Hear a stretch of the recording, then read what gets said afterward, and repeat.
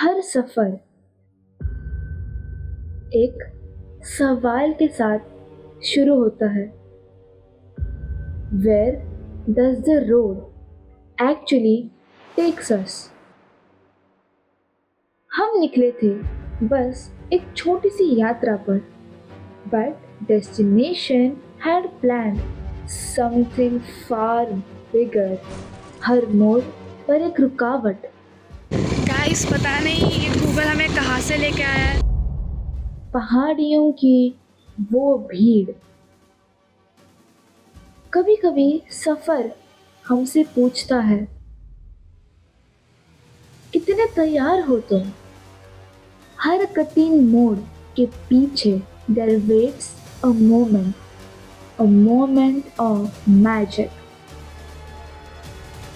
And that was Chaturmukh Shiv Temple.